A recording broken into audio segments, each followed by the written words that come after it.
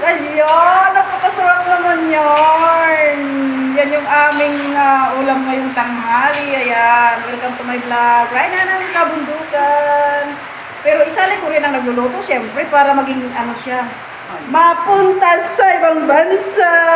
Alright, so alright. Tama mo yung ano, helper. Ayan pa yung helper. Ito yung aming kainan. O, diba? Kompleto. Kompleto, delikado.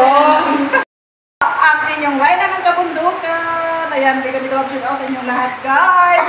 At thank you pala sa mga support. Dahil ay, kundi kayo, wala rin ako. At nakatingin na rin ako ng aking alamas na.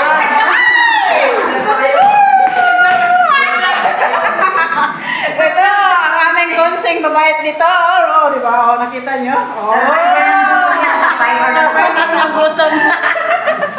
Malapit na maluto. Konti na lang. Ito ang aming tatay. O, diba? Oh, ilang saya-saya. Ang tatay namin dito sa barangay. O, inano lang, tinakpan ulit tapos, ayan, ilalagay ulit ang mga ibang rekado.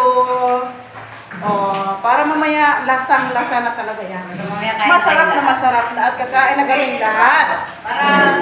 Wow, ito pa talaga, i-complete pa talaga, complete. Ayan, i-complete pa. Woo, sarap. Kailangan natin ang bugat, marami nang nabubugat. Oo, ayan.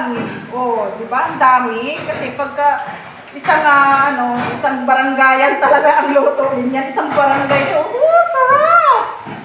Gulay na lang, ulam na. Oh. Ayan, di ba? Ang ganda ng aming kusinawa. Kaya nagaluto. Ayan ang nagmamahal sa amin lahat. Di ba? Aray. Ang ingay naman aming tatay.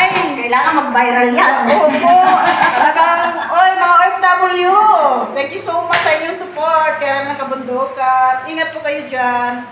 Yung aking commentator nga nandyan sa Hong Kong. Ayan. Thank you so much sa inyong lahat, guys. Ayan.